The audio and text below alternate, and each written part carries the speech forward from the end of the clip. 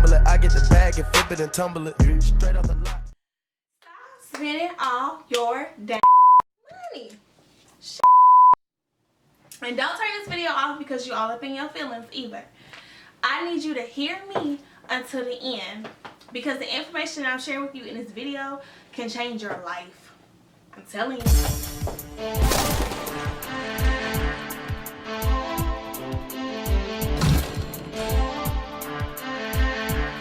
So before we get started, I want to throw out this quick disclaimer.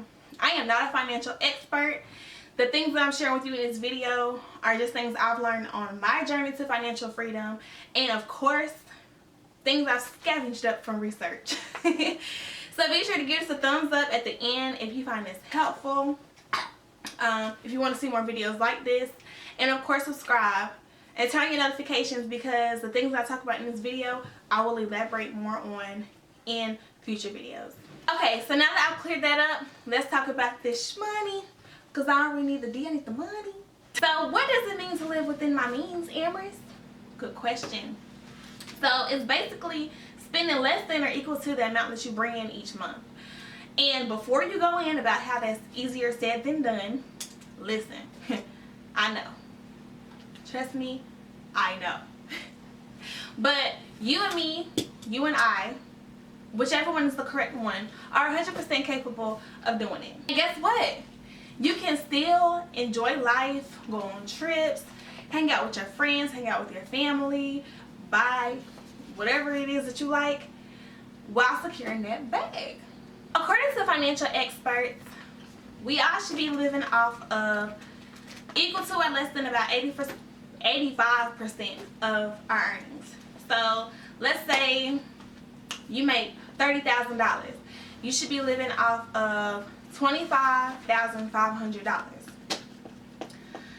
How do you make that $25,500 or whatever it is that's 85% or less than your income work? So first you gotta figure out how much you're making. I know that sounds like a no-brainer, but some of us just get the direct deposit and keep it moving. We know it's payday and it's time to start spending. So taking the time to write down what it is that you make each month. If you get paid weekly, writing down what it is you make each week and adding it all together. If you get paid bi-weekly, you know, adding that together. And once a month, I mean, you already got your income. And this next part may sound tedious, but it's going to be very beneficial in the next step. So you will want to write down everything that it is that you're spending on. That will be your $1 purchase to your $100 purchase to whatever other purchase you make, whether it's with the money that you actually have at this current moment or a credit card. Whatever it is that you spent some money on or credit on, jot it down. And like I said, I know it's going to be tedious, but it's going to be very, very helpful. It's been a month and now you have a pretty good idea of how much you make and how much you spend. And 9 times out of 10, you have maxed out your earnings.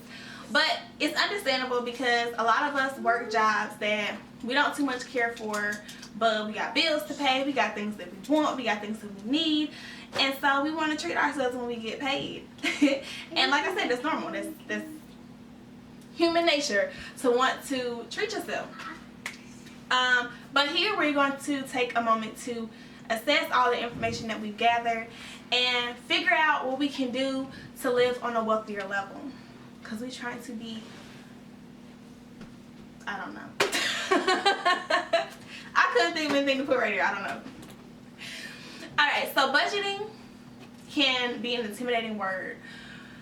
Especially if you're in a financial bind, you know, you're drowning in bills and things you got to pay off. So we're going to try something a little bit simpler. So reverse budgeting is writing down your monthly income. Sorry, I got my notes so I don't forget anything. Write down your monthly income at the top, and then taking everything that you purchased and subtracting that from that number. So let's say it's $1,500 altogether a month. I mean, maybe it's more than that, maybe it's less than that, but I'm just using that as an example. Okay, $1,500. Your rent is whatever, subtract that. Your electricity is whatever, subtract that, and keep on going down to everything that you wrote down on that paper from the last month. If your number is positive, you are already on the right track, boo. Hey. If it's 0, you're not putting yourself further into a hole. So that's good. And if it is below 0, it's okay. We got a little bit of tweaking to do though. Keep in mind that this is a process, as is anything worth having. So be patient with yourself. You are gonna mess up. Point blank, period. You're gonna mess up. And that's okay. Because like I said, that's human nature. That's what we're about. We're about jacking stuff up and trying it again. So just try to take a moment each day to see what it is that you did. Maybe you did make a impulsive buy. Okay, try to figure out what you can do next time so that you don't make that same mistake. Alright, because when you do it over and over again, it's no longer a mistake, it's intentional. So learning how to create healthy habits with your money, it's a day by day thing. The big picture is a wealthy lifestyle. On a smaller scale, it's just making better choices each and every day. You get the bag and fumble it, I get the bag and flip it and tumble it. Straight off the lot, 300 cash, Moving on to my suggestions for a stress-free lifestyle. This comes from financial experts, okay? And then things that I have personally done or are about to start doing or am about to start doing. God, my English, what's going on? So first and foremost, you can never go wrong with a budget. Like I said, that's an intimidating word. And the reverse budgeting, you know, if that works better for you starting out, continue to do that. As you get more comfortable with that, trying the 50-30-20 rule will be more beneficial and be more intentional in getting towards that financial freedom. And so the 50-30-20 rule, y'all know when I start talking fast, I'm excited. Numbers make me happy, y'all. So using 50% of your income for your needs. So that would be things that don't change that you need to live. So maybe it's where you stay, your rent, your electricity, your light bill. That's the same, ain't it? Your car payment, because I mean you need your vehicle to get around. I mean it's not necessary, you can ride the bus and stuff, but if you already have it, you got kids, things like that, a car is necessary. Gas, things like that.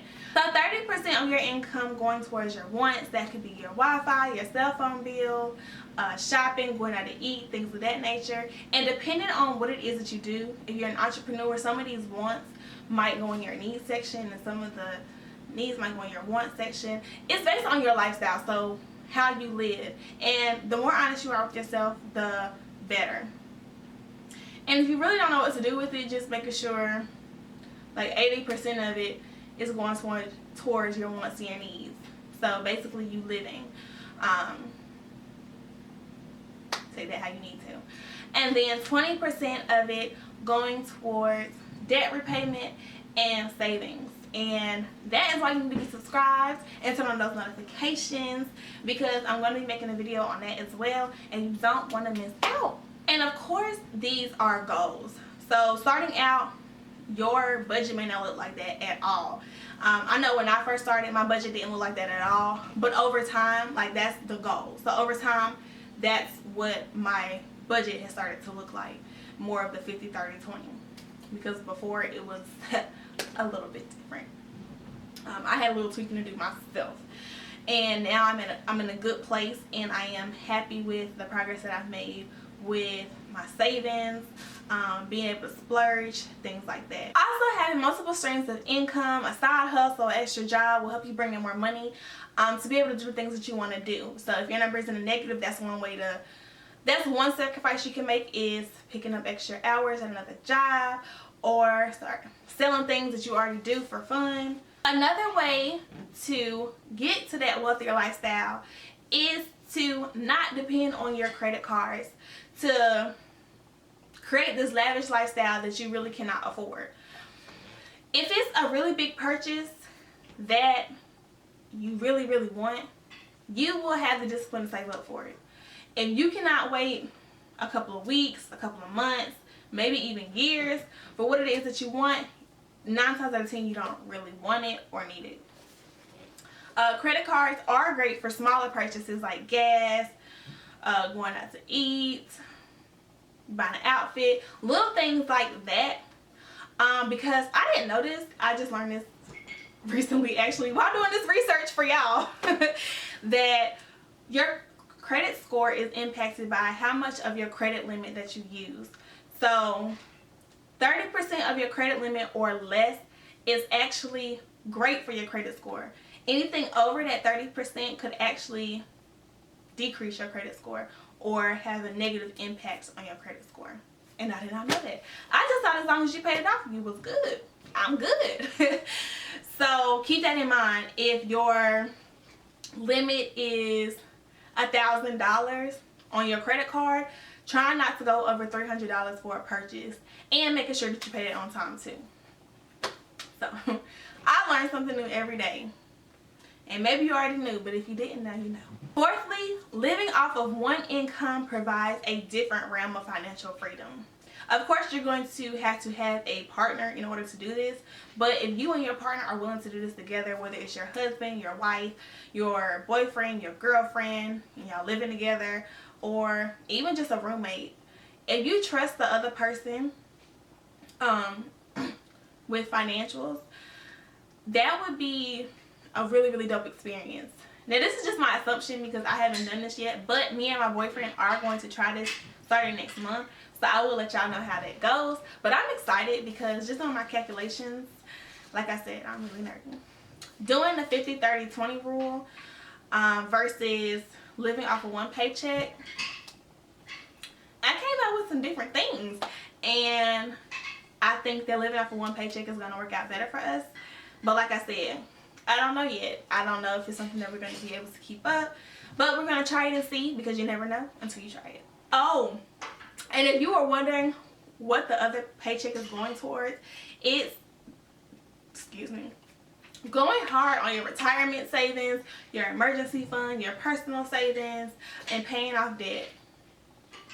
And I will be elaborating more on this in another video as well.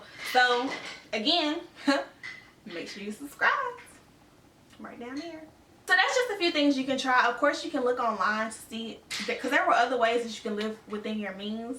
These are just the main ones that stuck out to me and that are, I feel, doable, especially in the beginning stages of your financial journey. It is going to take a lot of trying and failing and retrying again. That's just the nature of life. That's how we learn. So enjoy it. And things may have to go, but is it worth it? Like, you have to ask yourself, why am I managing my money better? Why am I trying to get out of debt? Why am I trying to create this wealth? If you want to, it would be amazing if you write down your thoughts in the comment section below. I may put mine down there. It doesn't have to be anything elaborate. It's just something that's going to make you rethink quitting. If your answer does not make you rethink quitting your financial journey, the answer is not good enough. So, until next time, beauties and handsomes, peace.